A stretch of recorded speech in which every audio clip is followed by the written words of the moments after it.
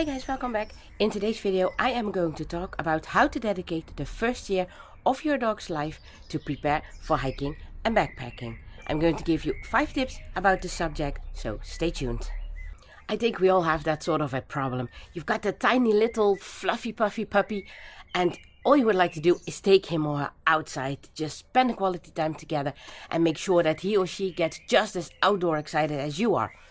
But that first year of life is so important to start building it up super slow, to take your time and especially take your dog's time and give him or her all the time to grow, because so much is going on both in their bodies, both in their minds, and it is super important to give that time. And it is very hard for some people to do so, and they say you can't do anything that first year, or some people just ignore everything and take their dogs out on the trail anyway before they are 1 year old. And of course everybody should do what he or she wants to do, and I'm not judging anyone, but my heart sinks for those dogs, is sinking for those dogs who are been taken out on the trail way too soon, because it might not look as a problem at that moment, but those are the dog owners who are crying in 3 years time because my dog is only 3 years old and he is totally done, he has this problem, he has that problem, and it's just done with that dog because they took him out way too early. And that is something that I find super important. Today I saw a message on Facebook from a couple who did the Camino in Germany, the Eifel Camino. They did that with an 11-month-old dog. The trail is over 200 kilometers long. They did that in under a week time. You can do your calculations, right? With an 11-year-old dog. How is it ever possible that that dog had a proper training?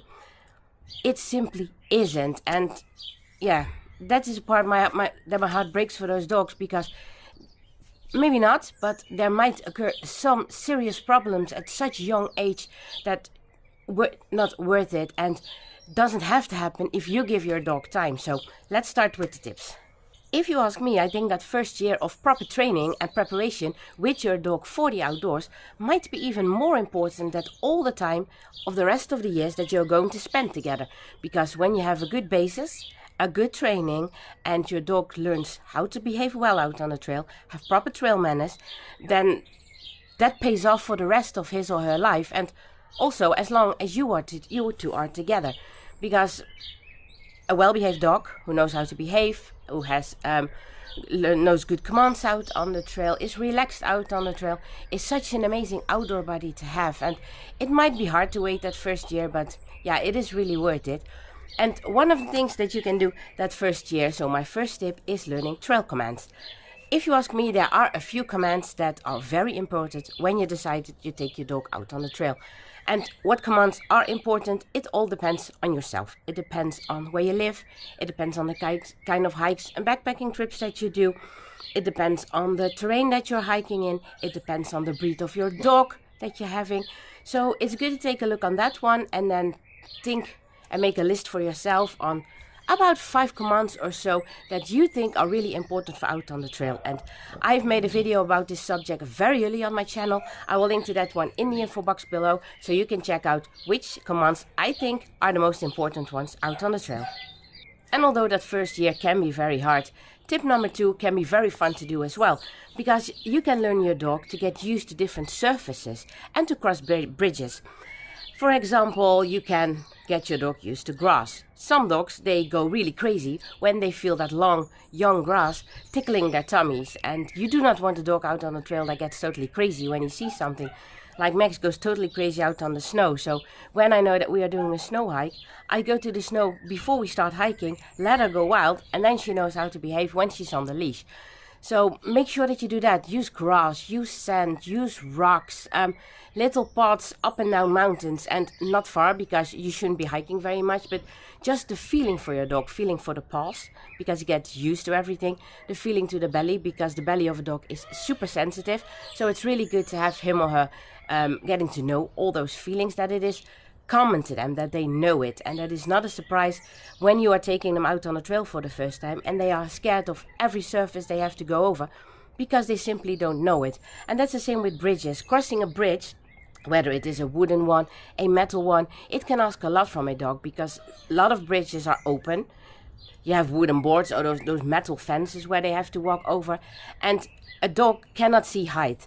So all they see is water flowing under them. They do see the water, they hear the water, but they do not have that perspective that we have. And therefore crossing a bridge can be super daunting for dogs. So those are things that are really cool to practice on in the first year of your dog's life, because then it gets normal for your dog and it avoids a lot of problem when it's time to go out on the trail together. Tip number 3 is learn how to behave out on the trail. You see it so often out on the trail. You are coming towards people with another dog and that other dog is off leash. He sees your dog and there he goes.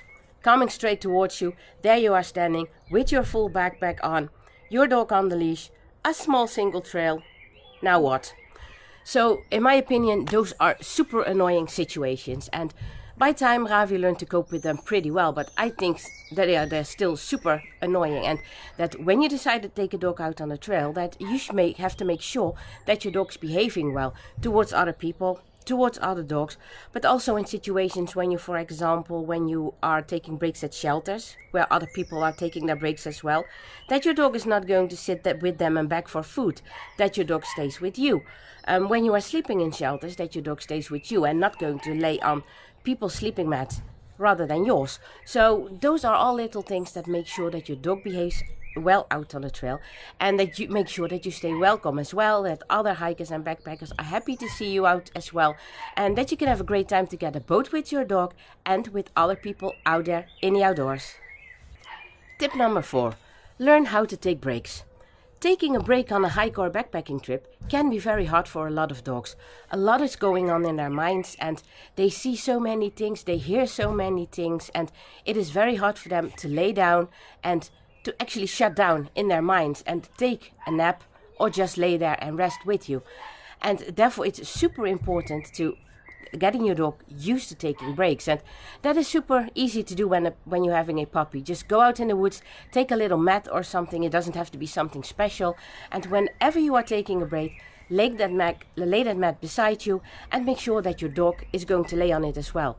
Of course, always make sure that you have a lot of treats on hand, and make sure that that mat that you are laying down, or blanket or something, becomes a party. And by time you're going to feed less and less, because when you are feeding, the dog is staying excited and is still not going to take the rest, but you have to build that up. You can't expect for your dog to learn how to take a break within a week time.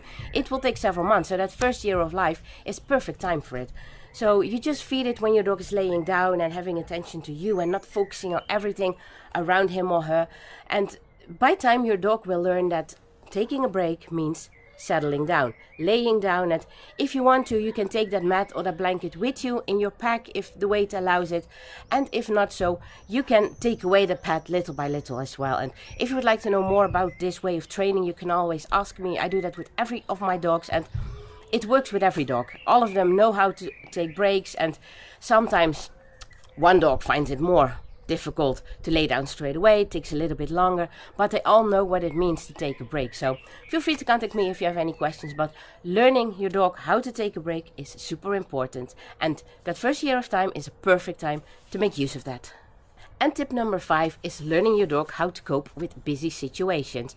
And if you are hiking and backpacking in the wilderness, it shouldn't be a big problem, because you would probably not see a lot of people. But when you are passing through civilization a lot, like we are, things can be really busy. And when you, for example, would like to take a break on a terrace, it is super important that your dog is learning to cope with that as well. So same with that, learning to take breaks.